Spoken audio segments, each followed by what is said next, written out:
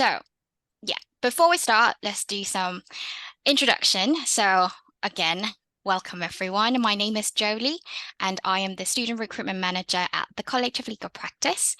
And I work with my Student Recruitment Officer, my colleague Sydney, which she's going to introduce herself in a bit.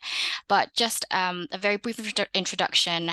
We basically deal with any inquiries that come in and take care of any inquiries up to when they become a student with the college. And I also work with different universities and their law societies and interact with different students and undergraduate students and raising the awareness of the SQE qualification route. And here today with us, we have Kathryn. Welcome. Thank you for joining us today. Would you like to introduce yourself? Thanks, Julie. Yes, hi everyone. My name is Kathryn Newton and I'm a programme leader at the College of Legal Practice, which means I look after various modules throughout the LLM pathway that we have at the College of Legal Practice, and that includes SQE1 preparation courses and SQE2 preparation courses. My background prior to joining the college is that I'm a qualified solicitor, and after working for many years in private practice, I then moved into legal education, where prior to joining the college, I ran an LPC at a different institution, joining the college when the SQE pathway became available. Great. Thank you very much, Kathryn. And we have Arshiya here with us today as well. And she prepared and also passed her SQE with the college. And she's also a lecturer in law at Middlesex University, Dubai. Arshiya, thank you very much for joining us today from Dubai. Would you like to introduce yourself? Hi, everyone. My name is Arshiya, as introduced by Jolly. So in terms of my background, I have worked for 4 years in legal practice. So I have an experience in real estate litigation, good commercial. That was before I moved into academia, and I have about 3.5 years of experience in academia. I teach EU law, tort law, business law, equality and the law in Middlesex University, Dubai. And I'm also a student of College of Legal Practice right now. So I prepped with them for SQE1 and passed it gladly. And now I'm prepping for SQE2 with them. Great. Thank you very much, Arshiya, and congratulations again in passing your SQE1. Thank you. And finally, we have Sydney here today. Would you like to introduce yourself, please? Yeah, just to check, can you see and hear me? Yes, we can Okay. hear you and see you. Okay, brilliant. Sorry, I'm just having a couple of technical difficulties on my end, but hopefully it'll be absolutely fine. So I'm Sydney, I'm the Student Recruitment Officer at the College of Legal Practice. So as Jolie said, we work together. When it comes to initial inquiries before you apply, it will usually be myself or Jolie that you hear from. And hopefully I'll be able to answer a couple of your questions today. And I'll also be providing some useful links in the chat box as well, but we'll be sending an email after this. So if you don't get a chance to have a look at all of those links, do not worry, we'll be sending you some after. Sana unfortunately can't make it today, but Jolie will be giving you a bit of information in regards to the Lawyer Network CIC shortly, but in the meantime, I'm going to tell you a little bit about us, the College of Legal Practice. Okay, so we are a postgraduate legal education provider, and we specialise in the SQE preparation.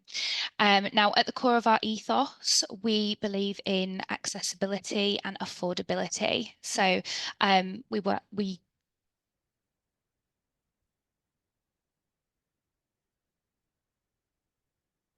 Okay, that might be some technical issue from Sydney's side. I am able to continue and finish what she was saying.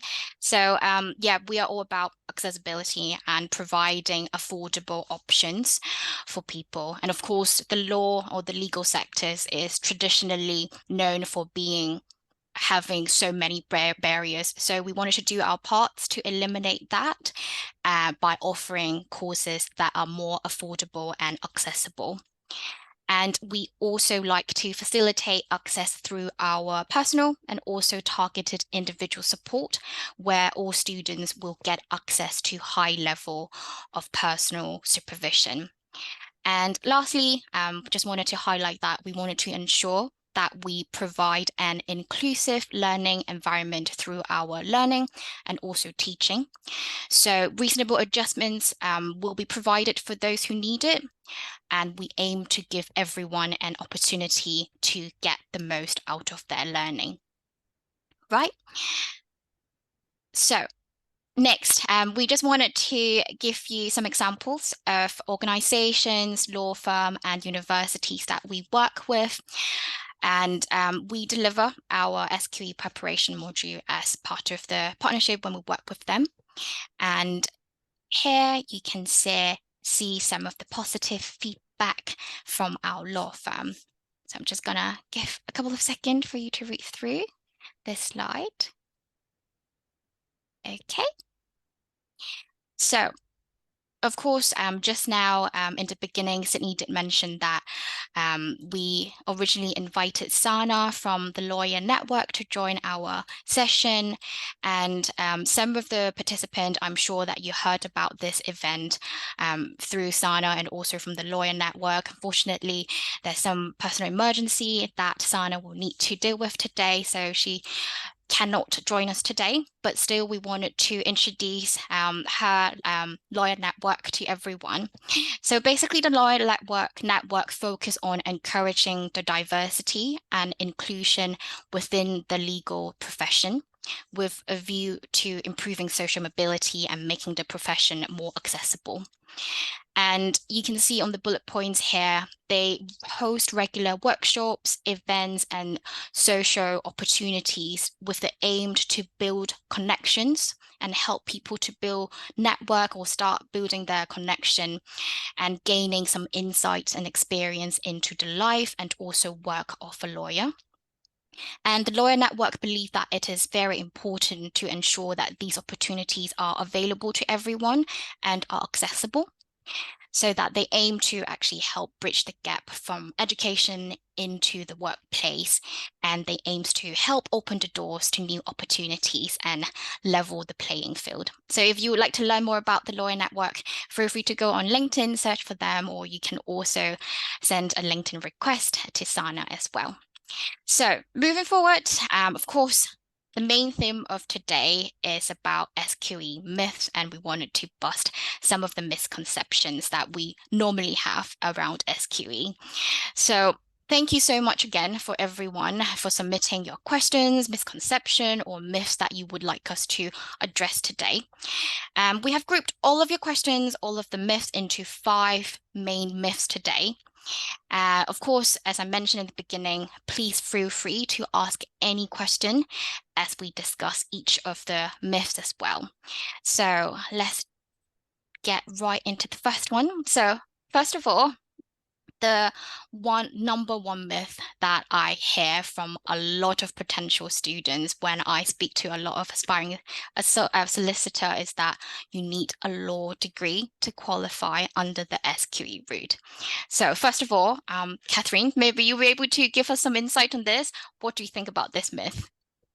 Sure. Well, so far as the regulator is concerned, you no longer need a law degree in order to qualify. So you do need a degree, but it doesn't have to be a law degree. And that's a departure from the old LPC route, which was very linear. You had to move from undergraduate legal education as an LLB or a different degree with a conversion before moving to the LPC and then obtaining a training contract.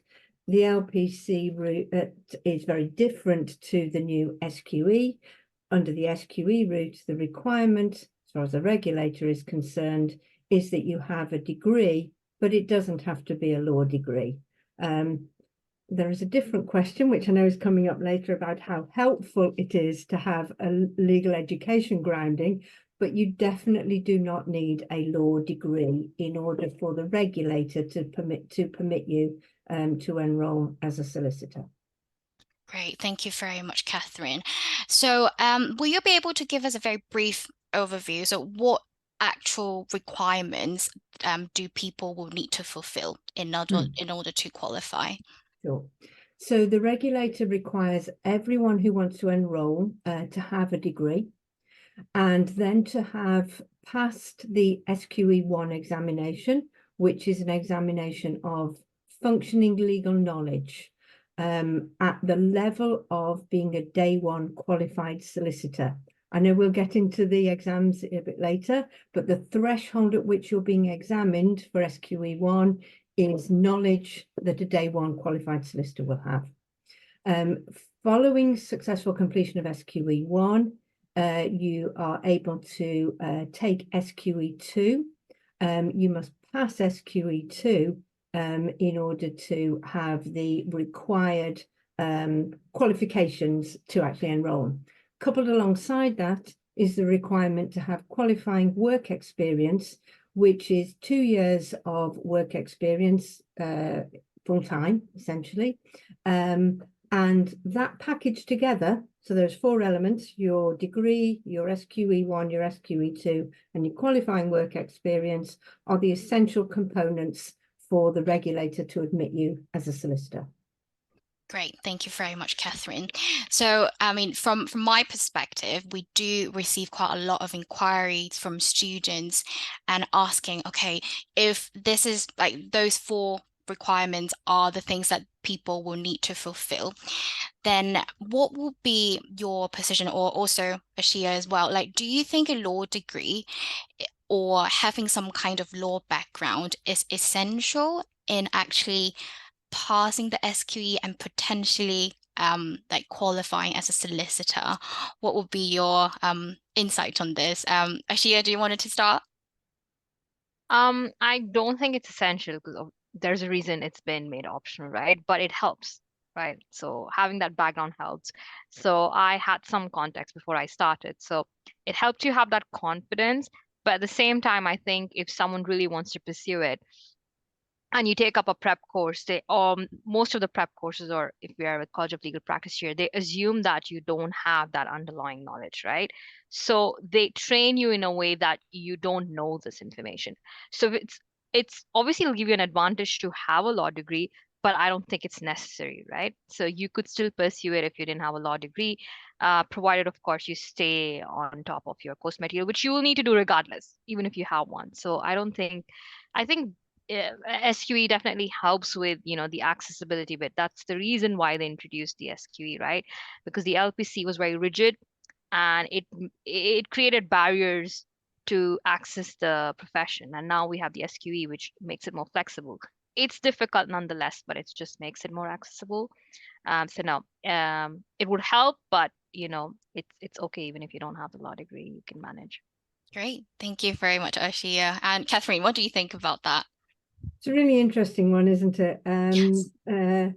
So I've taught on LLB courses as well as on professional qualification courses, and like Arshiya says, essential. You don't need it. It's not essential.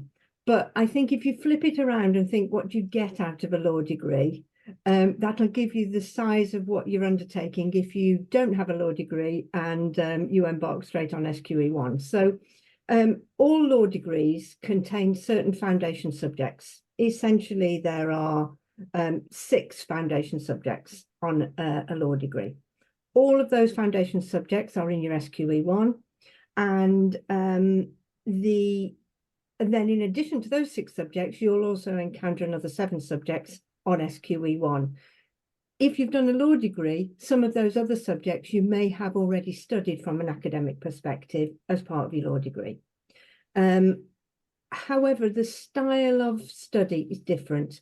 So in a law degree, you'll be very much thinking analytically, you'll be thinking about how law is made, how law develops over time, what cultural and social differences occur which impact on how the law changes, and you'll be thinking about what's good law and what's bad law. In the SQE, you're learning pure black letter law. What does the law say? How is that applied? and how would the application of that law come through in a presentation of a set of circumstances applicable to a client scenario. So you're no longer thinking about whether or not you think something's good or bad, you're thinking about what it is and how you use it. So for some people with a very analytical background to their degree, perhaps a scientific type degree, that kind of thinking is very easily transferred into SQE preparatory courses. But if you are very much thinking about things like social policy, or you come from a very arts background where perhaps you're more creative, I think not having the discipline and training of law makes it sometimes quite a shift to get into that thinking. I don't know if you think that's fair, Arshiya? Yeah, definitely. I mean, for me, of course, I teach law, right? And it was still a shift for me. I teach these very modules which are being tested on the SQE, and I still struggled. So that should tell you that, you know, even if you have the background, there's a shift in the way it works. So the way you would do a law degree is very different from the way the laser focused approach, that's what we call it, right? That we use for the MCQs. So you know, you might have the knowledge, but you're still going to struggle with, you know, the technique of it. So I think, yeah, I mean, you would have probably the edge in terms of, I think it helped me with confidence. That's pretty much it. That, okay, I knew a few things, and then I realized, well, I know it, but then the way I have to learn it again is a bit different, and I need to train my brain a bit differently. So it helps with confidence, certainly, but that's about it. And then it's about your discipline with the new course that you have and how you train yourself with it. Brilliant. Thank you very much, both.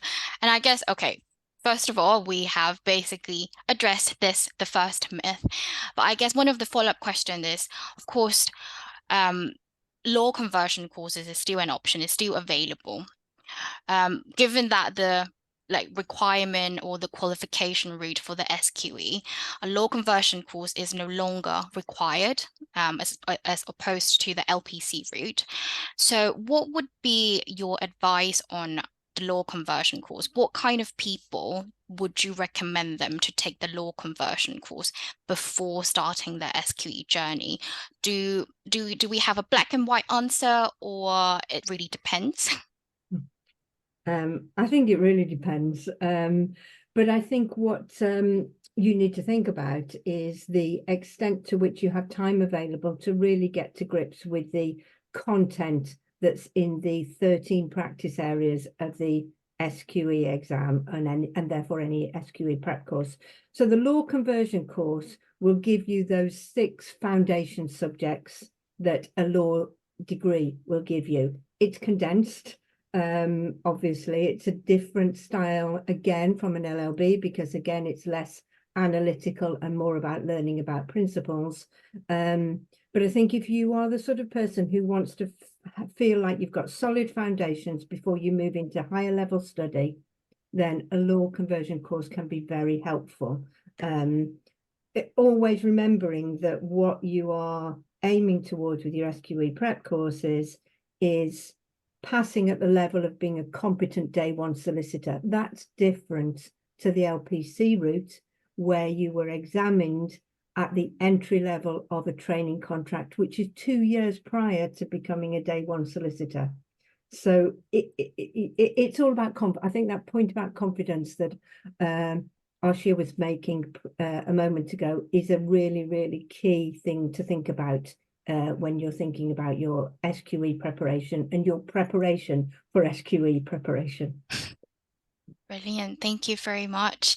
And I guess the last question that we had from the registrations is that some students or potential students, they are actually qualified in another jurisdiction. So they are an international lawyer, but now they wanted to qualify as a solicitor in England and in Wales. And they are just wondering, is it really hard for people from outside the country to actually tackle or to qualify via the SQE route without taking any conversion course? Or do we have any, or maybe Kathryn or Arshiya, do you have any, spoken to anyone or any students that might have a very similar situation? Arshiya, do you want to take that? Because you're the epitome of the dual qualification. So I mean, are you talking about someone who's qualified from outside and That's want right. to pursue the SQE? That is correct. Yeah. Okay, and whether it's harder for them or Hmm. I mean, personally for me, obviously, because even I have studied the LLB from the UK, I've had a similar experience. But I've been, I mean, if you ask me, I've seen a lot of lawyers lately going the SQE route. And you know, they get exemptions depending on, you know, their experience. So some of them are getting exemptions for SQE too because they already have the experience and they only have to take the SQE1. I think that's the case with many lawyers who already have the practical experience. So I think the edge that they have then is that they are able to get exemptions for either the SQE1, mostly for SQE2 because they already have the experience, so they don't need to show the skills. So I think it's becoming popular amongst lawyers. Like earlier, we used to have the QLTS, which was the Qualified Lawyer Transfer Scheme, I think, and now people are shifting to SQE, and they're just taking the one because they have the exemptions. I think Kate has a question Yes, in the that's right. chat. The bachelor degree in law is not equal to SQE1 and SQE2, so that will be your first step for the qualification, right? So as Kathryn mentioned, you either need a bachelor degree in law or an equivalent degree, and then you need to do the SQE1, SQE2. SQE1 tests the legal knowledge, SQE2 the skills.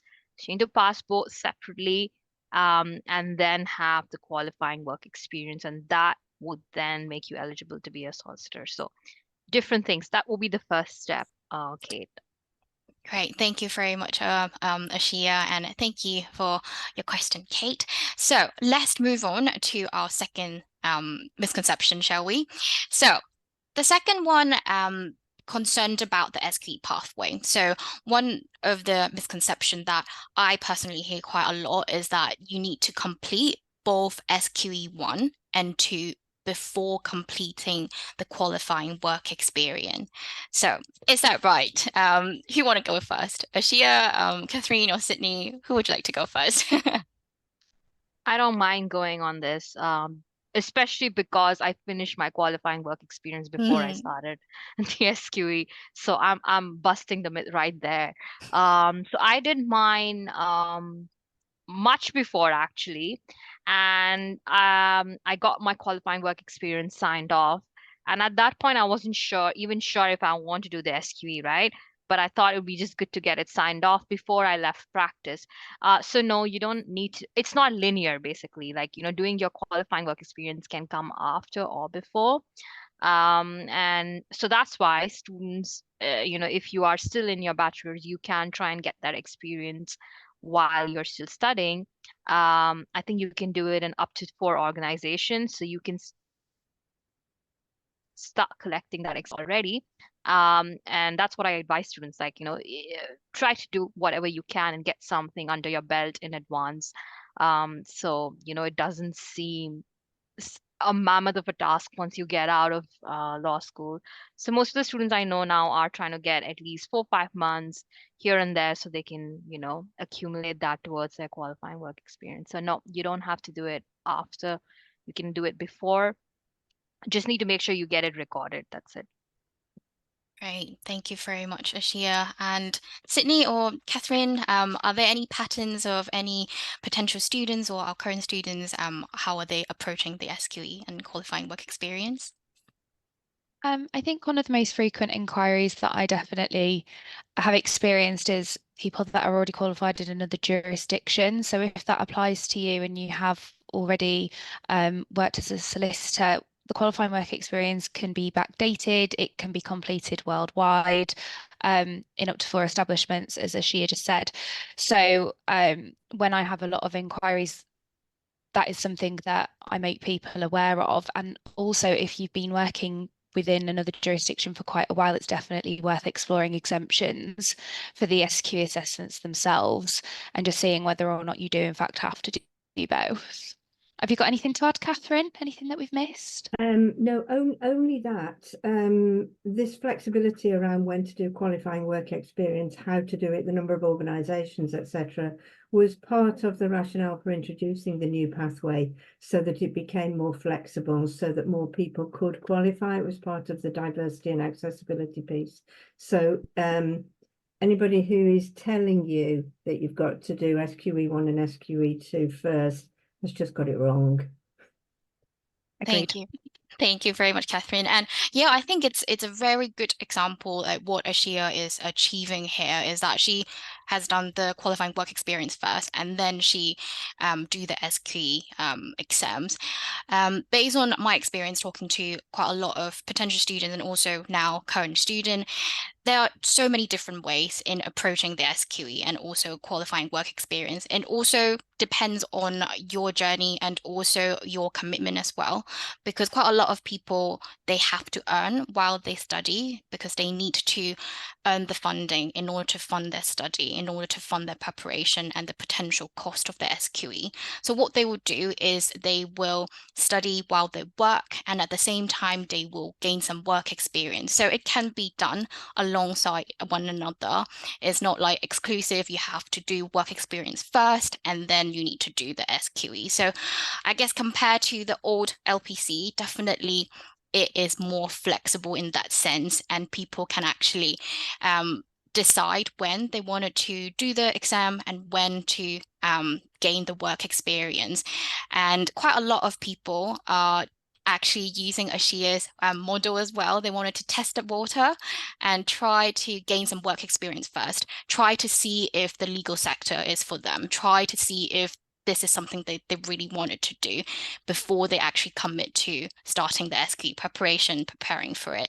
So thank you very much for all of your insights. And also, of course, we do have quite a lot of students or some question that come up with the recent concern is that, like, do firms actually revoke training contracts if part of the SQE isn't passed the first time? I guess this is one of the main concern of quite a lot of people. We have received quite a lot of questions from there. So Kathryn, will you be able to give us a little bit more insight on this? Yeah, sure. Well, we have seen in the following the last round of results for SQE1, some firms withdrawing offers of employment from students who have, or candidates who haven't passed SQE1. It's a bit of a moving sense at the moment, in that the legal market, the legal employment market, is sort of catching up and keeping tabs on what's happening with SQE. But if I can just take you back for a moment, quite a long way back actually, prior to LPC even. So before the LPC, the route to qualifying was via the Law Society Finals examination. And the Law Society Finals examination was followed by a period of 2 years working, which was like a training contract, but actually was called articles. And it was very, very common in those days for offers of articles to be conditional on passing the Law Society Finals exam. We saw that disappear in the LPC era because you had to pass your Law Society Finals in order to start a training contract. So it was at that point that you entered into the training contract market. And we know that very many people didn't get training contracts. So roughly 50% of people completing an LPC successfully didn't ever get a training contract. But we also know that most people pass the LPC.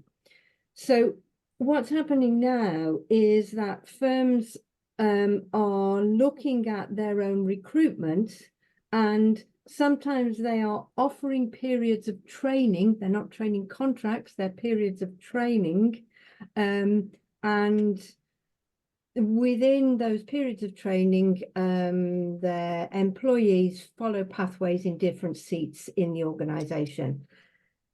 The SQE examination now is another benchmark against which the law firms can measure the suitability of the employees of the legal firms, you know, against the requirements of the firms. So we are seeing firms starting to use the SQE success benchmark as part of their recruitment process, if you like. Whether that becomes established, I don't know. We don't know how extensive that practice is at the moment. But it certainly provides another benchmark for employers to ascertain whether or not they think a candidate is, or an individual is suitable for progression within the firm. What I would say is that I think it will be really interesting to see how firms look at recruitment and how they want to support people through, now that we know that the pass rate for the SQE exam is sitting only at just above the sort of 55% mark of candidates who actually get through. Not passing the first time round doesn't mean you're going to be a bad lawyer. It might mean that you need some support around it, and it might mean that employers need to think about what they're looking for in their candidates in recruitment. So it's something to keep an eye on. I don't think we know exactly how it's going to pan out as yet. Brilliant. Very distressing for people who that happens to, when it hasn't been made clear at the outset. Good. Thank you very much, Kathryn. Yeah, Can I add? I think course. even as candidates who are, you know, going for training contract, it's something to consider, right? So the law firm that you're going for, what kind of policies do they have? I think it's also something that as candidates we have to consider, because honestly, there's no way to know whether you're going to pass it, right? You might be extremely smart, you must have done excellent in law school, but there is no guarantee, okay? So I think even when you are applying for jobs, it's worthy to consider whether the law firm has any policy where they rescind contracts if you don't pass. So I think that's an additional criteria for, I mean, because there is no set criteria, I understand. Each law firm, from what I see, has a different policy. So I think, you know, it's something to closely look at in contracts, or even ask in your interviews for anyone who's considering training contracts, have applied for one, that are they going to rescind it in the event that you don't pass it. I think that's something to keep in mind. Yeah. Great. Thank you very much, both. Yeah, I mean, yeah, that's something that it's really good to keep an eye in mind, because it's so flexible that I guess law firms and organizations, they are interpreting it in their own way. So it's best to really confirm with each of the organization, the law firm, and make sure that you understand their entry requirement if they have any additional policies attached in terms of qualifying work experience, training contract, or the SQE. So thank you very much. And let's move on to our third myth. So the third myth is also related to the qualifying work experience. We do have quite a lot of questions around the QWE. So this questions, or this myth, is about where you can actually do it. So a misconception thing, it's saying that you can only obtain qualifying work experience in England or in Wales in a law firm. So is this right? We know that we wanted to buff this myth, so probably this is not right. But how is it not right? Can someone explain a little bit further on this? I mean, definitely not right again, because I did not my work experience is approved, so at least I can speak from there. So I did it in Dubai in a local law firm, so it's not even like a UK law firm or an international law firm. So it's a UAE based law firm, right? I think the requirement that is there is that you need to get it signed off by a qualified solicitor, right? And also, they don't need to have a practicing certificate, because a lot of lawyers don't renew their practicing certificate after certain years, especially when they move out of the jurisdiction, right? So as long as they have, they are a qualified solicitor, or they were registered at some point, then they can sign it off for you. And also, if you, so say in a situation where you are not, you know, maybe you are not monitored, or you are not working with the person who is a solicitor, what you do then, you could get someone from outside the organization who is a solicitor to sign off for you, as long as they can verify that you have performed the competences which is required. I think Sydney shared the link. Yeah, the last link which you shared, I think, has the characteristics or the competences that's required. So there's a list, and I think you need to just have a number of them. You don't need to confirm all. I think I read you need two. So as long as someone who in your organization, so maybe your manager, can verify that to the solicitor, you can get that signed off. And it needs to be legal services, right? So there's just requirements around that. So I would assume that even if it's in-house, I mean, if you perform the legal services, you should be able to get it verified to that extent. So no, that's busted.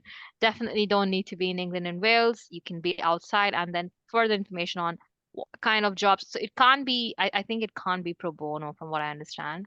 But I need to check that. So you could be working in as a paralegal on a training contract. And as long as you can get someone to verify that, a solicitor to verify that and sign off, it's okay. I think Shaukat had a question. Is it about this?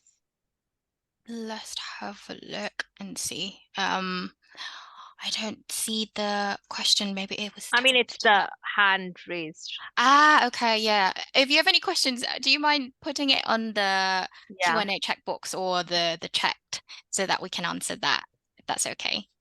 Thank you. And yeah, Kathryn and Sydney, do you two have more to add on this point?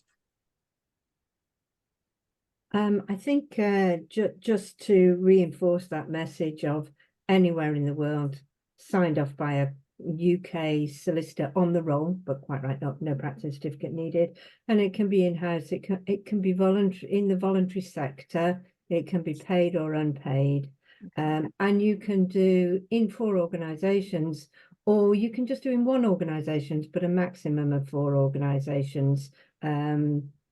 Up to 6 months with each. So there's lots and lots and lots of flexibility around qualifying work experience. The only thing, again, it's back to that point of doing your own research, similar to finding out what the firm's policy is over SQE success.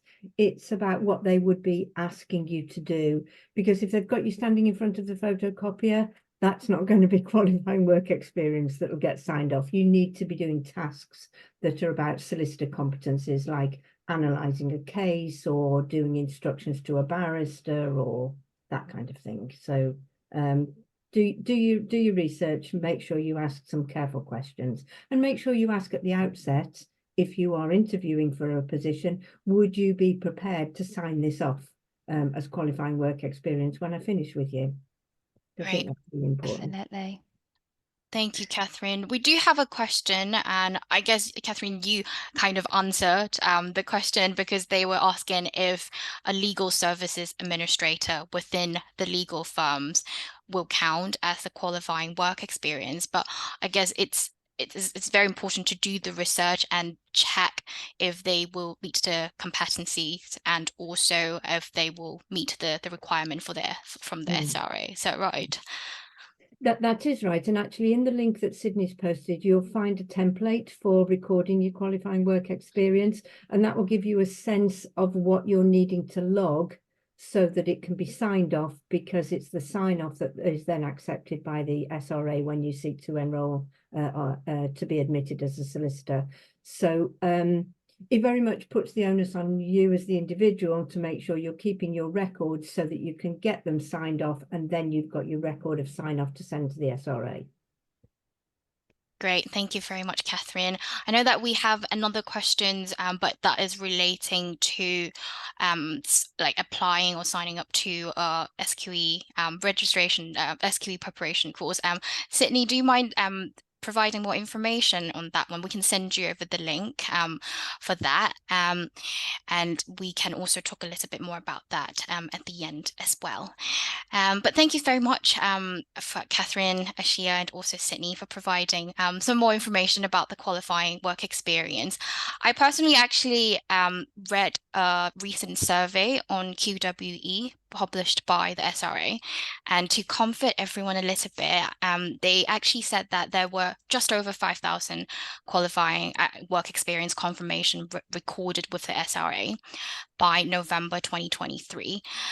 However, just over 20% said that it was difficult or very difficult to secure qualifying work experience. So in general, I guess because of the flexibility of the SQE route of the qualifying work experience, it's quite flexible in the sense to actually secure the qualifying work experience. So if anyone is worrying about securing work experience, just wanted to let you know about this. But of course, I would personally recommend you to keep an eye on the SRA. They do publish a lot of annual reports on the SQE assessment, for example, or recent survey on the QWE, so that you can learn more about both of them.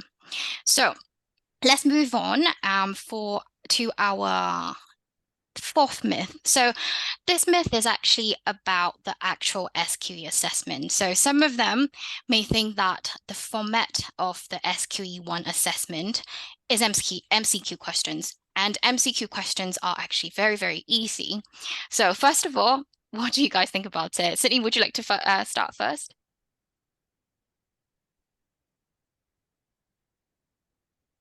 Oh, Sydney, we can't hear you. I think you were on mute for some reason.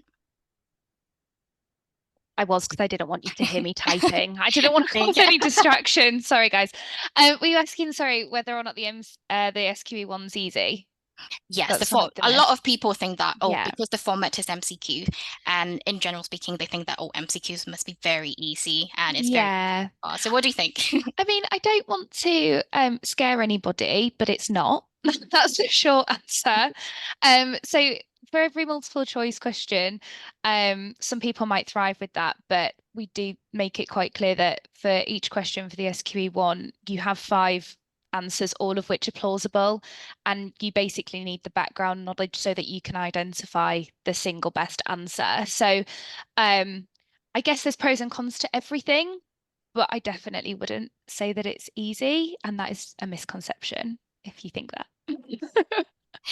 Thank you very much, Sydney. And of course, I know that for the SQE1, it includes 13 practice areas in those MCQ questions.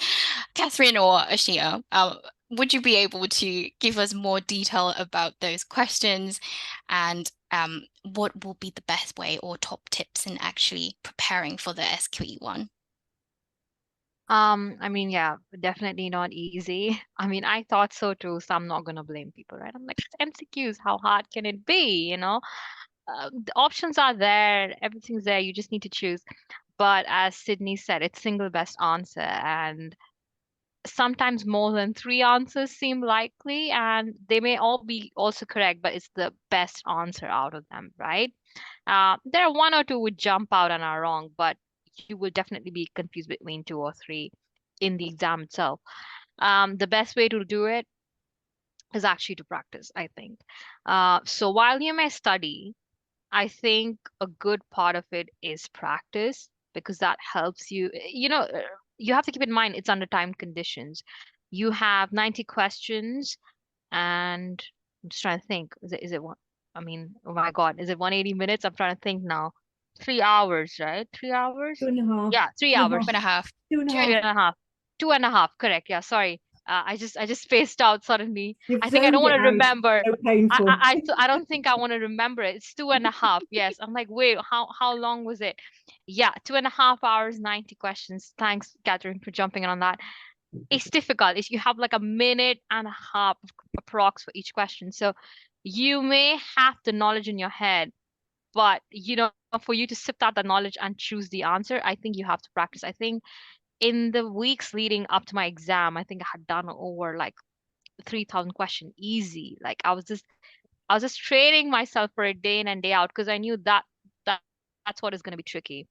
So I think the way out is obviously to study, but then you have to allot a good amount of time to practice, because that's where it get better, and you have to learn through that practice, right? Because ultimately it's about the test. So even if you have all the knowledge in your head and you can't use it in the test and you're taking time to think, there's not much you can do. You need to have the skill at that point to be able to choose the answer. So practice is key. Yeah.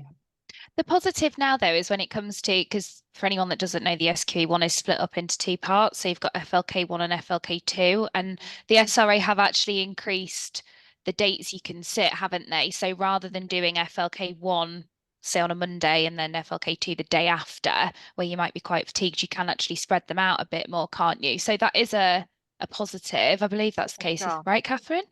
Yeah. Yeah, that is right. That was in response to candidates finding it difficult to get a place to sit SQE1, so more opportunities were presented. But Arshiya's already made the point, really. It's a huge amount of stamina. You are going to do 2 sessions each day. So on day 1, you're going to have a 2.5 hour in the morning, an hour's break, and 2.5 hours in the afternoon. And on day 2, you're going to repeat that. And you are going to be doing 7 practice areas on day 1, 7 practice areas on day 2. I know that sounds like it adds up to 14, and it does, and we've said there's 13 practice areas, but that's because ethics occurs on both papers. And to do 180 MCQs in a day, where you've got 1 hour, yeah, if only 1 minute 30 seconds there or thereabouts for each MCQ, takes an enormous amount of stamina. And you have to learn the technique, not only to answer the question, but also to pace yourself and recover. If you get to question 30 and your brain fogs, you've got to have the ability and resilience to be able to think, okay, I'll collect my thoughts, take a deep breath, plow on, because you've got to get to the end, haven't you, Arshiya? Yeah. It is a mental game for sure, for sure. I think it's about telling yourself, and as much as I said, okay, you need to learn it, but it's about how you pace yourself exactly. And if you give up there in the middle of the exam hall, that's it. You have that time and you have to tell yourself you can do it. And I remember especially towards the end, right, the last few questions, it's so difficult to push yourself through it, but then also to tell yourself that maybe these are the questions that are going to catch you through the pass line, right? So it's a constant, you have to speak to yourself and get through it. And I kept telling myself, maybe this is a question which is going to make you pass. You want to pass by a mark? No, go. So throughout the course, it's a mental game. It's not just the exam day, because I remember there being days where I failed in my tests, right? Like the formative tests that you do, and you start questioning yourself. And especially for me, because I teach, and I'm just like, it felt demeaning to some extent. I'm like, how can I be doing so bad? I'm failing my tests. But you have to tell yourself it gets better. And I think that's where the tutors come in, right? I have to definitely give a shout out to Helen, who stood by me. She's from College of Legal Practice. She's a tutor there for all the participants today. And there were days where I would be so disappointed in myself, but that's where the support comes in. And she's telling me, no, don't worry, it gets worse before it gets better, like you have to go through that phase where it gets bad and then it gets better, and I'm not trying to demotivate anybody, but it's just the process that you go through, because it's a different skill altogether. So I just want to say that depending on where you are in your SQE journey, maybe you have not started or you are going to start, you might face those downs, but you have to brace yourself through it. And it's doable for sure. I did a full-time course while I was working full-time. You can do it. That's all I want to say. You can do it. You just have to train yourself for it. That's really lovely to hear you say that, Arshiya, about Helen. And I think really what you've talked about there is the value of doing a course, a preparatory course, because sure. it gives you that opportunity to practice. There's no substitute for practicing MCQs. That's brilliant, and it's really, really insightful. I think it's so nice to hear that. Of course, it is not easy, but it's not like impossible. So practice is key. Also, you need to take care of yourself as well. You need to make sure that you take care of your mental health, make sure that you have the heart, you're brave enough to actually face challenges, face the all the failure before you can actually succeed. So thank you very much, Arshiya, and also Kathryn and Sydney. And one of the other very common questions around SQE1 is definitely about the scaled scoring of the SQE1 assessment. Kathryn, will you be able to provide a little bit more information on that, if that's okay? I shall. I'll do my best. So it's really important to bear in mind that scaled scoring was a system introduced for the January 24 SQE exams. And it came about because the SRA responded to candidate feedback to say, please, can we have more spaces to do the SQE1? So by giving more assessment opportunities, it meant they had to stagger the assessments over different days. And staggering the assessments over different days meant that each cohort of student did a different exam paper. And obviously, to make it fair, there has to be some way of measuring the parity of the exam papers. And scale scoring is the answer to achieving that. So it doesn't mean there's any different number of questions that candidates do. Everybody does the same 2 days of 360 MCQ questions.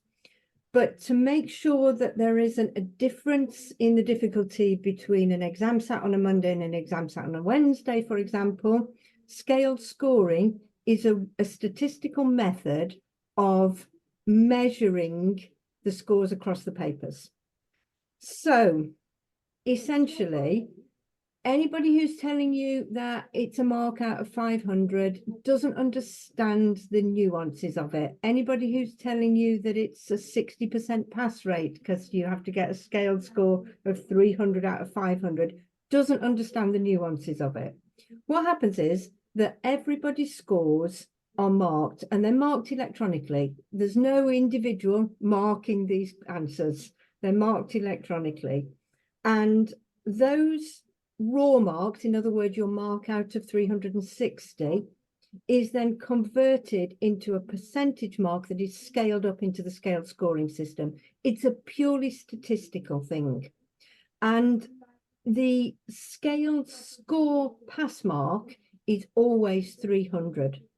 So each exam is kind of benchmarked against that scaled score of 300. And that is the system that's been introduced to make sure that it's fair, so that if you sit on a Monday, you stand an equal chance of passing as if you sit on a Wednesday or a Friday or whatever. So this idea of scale scoring, it's become a bit of a myth in itself, actually, about how it works. But the focus should be on doing the best you can across 360 questions, because the more questions you get right, the more likely you are to pass. And this scaled scoring is just a way of equalising up the exam papers. Does that help? I'm not a statistician, but does that help? I think considering how complicated this is, I think it makes sense. Yeah. It is quite complicated, and I think in the SRA they use graphs to explain it. So, Kathryn, you have to give it to yourself that this is the best you could explain this complicated process of marking. It is complex, but I think the really key point from for a candidate's perspective is that it's not a mistake in whether or not you get a mark for the question. There was no error in that. Everybody who answered a question correctly got the mark for that question. It was really unfortunate for the people who were caught up in the problem that occurred with the release of the results in January, and very distressing for people who thought they'd failed and then found that they'd passed. But as I say, it was an issue around the process of scaling, not an issue around whether or not you got a mark for a question.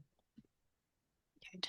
Thank you very much, Kathryn. Yeah, Sydney, there's something So that you would like just to add? to, even though Kathryn did a fantastic job there, I've also popped a link to the YouTube video where the SRA does explain the scaled scoring in a bit more detail if anyone wants to go and check that out, just to make you aware of it. That's all. I don't Thank have you very anything else much. to add to the scaled scoring. I find it quite complex. Yes, it is very complex, but yeah, I mean, after like Kathryn's explanation, to be honest, I learned a little bit more about the scale scoring. So thank you very much, Yeah. Kathryn. Maybe we shouldn't say that though. Considering we're in recruitment for the college, we're like, we've learned so much. But hopefully it will be very insightful for anyone who would like to learn more about the scoring system as well. So should we move on to our final misconception?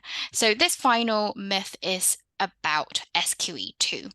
A lot of people think that, of course, this is for your legal skills. Is it a test just about legal skills, or do you need legal knowledge as well?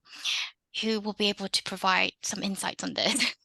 I'll sort of go first, and then if you two could elaborate, that would be great.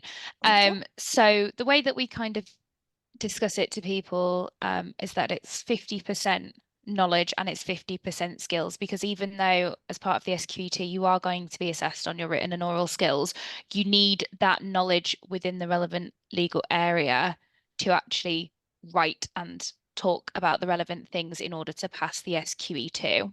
So that's why I think statistically the pass rates are a lot higher when it comes to SQE2, because people have already passed SQE1 and they have that background knowledge, and then they just need to demonstrate the skills and put it into practice, if you like. Arshiya, you're doing the course, so I don't know if you would like to take Yeah, I mean, yeah, I wish I didn't have to know I didn't need the knowledge anymore, but I'm still sitting with the books beside me, which means I need to keep going back to it. And yeah, it's 50% skills and 50% knowledge, as Sydney said. So we still need to keep everything in our head, make sure it's all intact, and then move on, which is why it's best to do it as soon as you can after SQ1, because you want to make sure that you still have the knowledge in your head. And yeah, I think people like SQ2 more because obviously it's more practical. But at the same time, now you have it's like a step up. So now you have learned the knowledge. Now see how it works in practice. That's pretty much what it is. So you still need to keep the knowledge, and you need to keep revising it. So you can't just do away with it. So I'm in the process now of consolidating my knowledge again, because obviously I did it in Jan, but it helps obviously to pass the SQ1. Then it gives you the confidence to do the SQE2 because you already have the underlying knowledge for sure. And actually, the success rate on SQE2 is significantly higher than it is on SQE1. So that gateway getting through SQE1 is something that you then build on as you progress towards SQE2. Yeah, for sure. I think it's also because, yeah, you would need to pass the SQ1 to get to SQ2. Yeah, So it is already like a filter there. But I think, yeah, because it's skills, it's more practical. People find it easier to do it. And especially say you're already in practice, it's going to be so much easier. Like there's skills like client interview, which I did it a few years back now because obviously I moved out of practice, but these are things skills are easy, something which you can develop on, and especially if you're working, you can do it very easily. So then it's still about just keeping that knowledge intact. So I think it makes sense why there might be a higher pass rate for SQE2 for sure. Great. The important point to bear in mind for SQE2 as well is that it's one exam with 16 assessment stations. And so if you're successful in one permutation of an assessment station, say you're successful in crime and legal research, you can't bank that.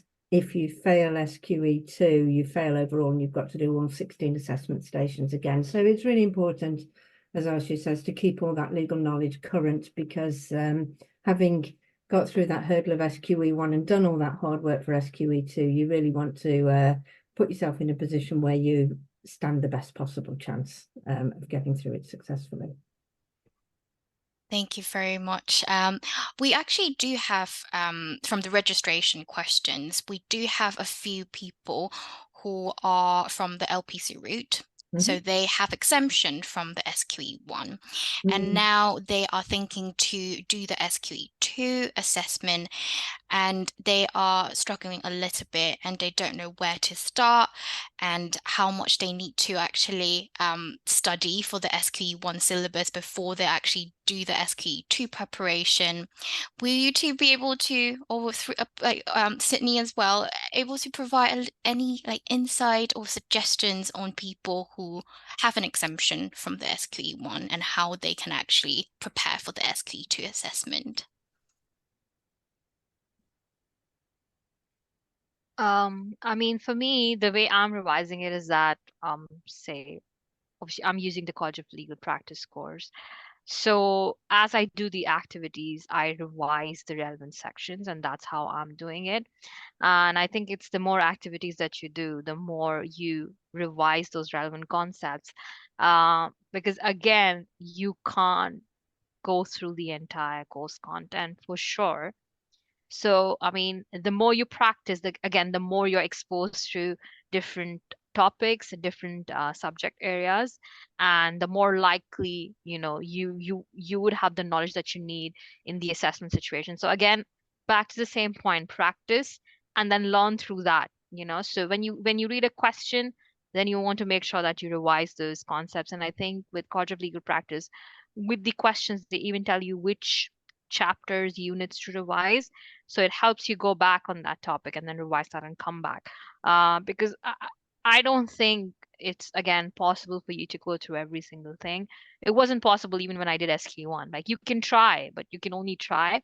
So you have to, again, build a focused approach. So the way I'm doing it is I'm mapping it with the assessment. So I go through the assessment question and I go back and revise. And I'm just hoping that if I do all the assessments, I would have enough knowledge to face the exams that way. That's really good. Yeah. And if I can add to that, so obviously in the LPC route, you've done stage 1 and stage 2. And stage 1 will have covered business litigation, property and wills and the administration of the estates. And that really is what you're looking at in SQE2. But so with your SQE2 is 5 practice areas: crime, dispute, property, wills and business. But underpinning crime is law and procedure. Underpinning dispute resolution is tort and contract. Underpinning property is land. Underpinning wills is trusts. And then you've got business. So the content of the SQE1 specification features in the SQE2 specification. So the exemption that you get from LPC1 kind of can make you feel a bit like you've got a cushion, but really what you've got to do is revisit your LPC content and what sits behind your LPC, because of course in your LPC you didn't have to study contract, you didn't have to study tort, because you'd done that in your conversion course or your undergraduate law degree. You didn't have, so you need to think about conceptually where these practice areas sit in relation to legal knowledge. So you need the breadth of legal knowledge from the SQE1 spec, or to turn it another way around, if you've done the LPC, you need the breadth of legal knowledge that comes from both your LPC and your undergraduate law degree or your undergraduate conversion course. So dig out your books is what I would say. Revise legal principles. Don't be worrying about thinking about the Supreme Court decision on a particular point, which, discuss the relative merits of the previous Court of Appeal decisions on the same points. You're not looking for that. You're looking for what is the legal principle, what is the law that you have to apply. But dig out your books if you've done the LPC. We found that people who come to us from the LPC route, particularly if they've had a long time out of studying, actually find it quite difficult to get back into that degree and level of knowledge that you need in order to be able to deploy the skills which you may have been using routinely because you've been doing a paralegal job. It's back to that, what is my law, that underpins the way I structure my advice to a client, whether that's in writing or orally. Yeah. Great. Thank you very much, Kathryn. And yeah, I mean, based on my experience, normally when people, for example, they've done LPC or they have done their study quite a while ago, what I would tend to recommend is to try to give themselves the time to actually study and prepare for the SQE. So don't rush through the whole preparation. Consider to take a part-time course, for example, instead of a full-time course, so that to give you more time to do the preparation and then prepare for the SQE too. So definitely that's something that quite a lot of people who come from an LPC background, or they have done their study quite a while ago, they will go for a part-time course instead of a full-time, so that they can actually take their time and then maximize their chance in passing the SQE assessment. Anyone has anything to add on this? All good? Good, thank you very much. So, of course, these are all the myths that we have prepared today based on the questions and also based on the registration that we received today. Of course, we do understand that you might have other questions, or you might would like to learn more about the college and also the SQE. So if this is something that you would like to do, what I'm going to do is I'm going to quickly share my screen again. Feel free to contact us via email, or you can give us a call. You can also book a one-to-one Calendly appointment with us so that we can chat about your journey and advise on some possible pathway for you. And feel free to also subscribe to our newsletter for any updates about SQE, about training, and also about our upcoming events as well. But thank you very much, everyone, for joining us today. Thank you, Kathryn, Sydney, and also Arshiya for joining us and providing a lot of useful information, insights, and suggestions. We do organize and host regular events about SQE, about legal work experience, and other career advices and EDI as well. So feel free to keep an eye on our events page, and we hope to see you again in our next event or webinar. But thank you very much for joining us today. Have a good evening, and we'll see you guys next time. Thank you. Thank you all. Have a good Thank you. evening. Thank you. Bye. Thanks. Bye.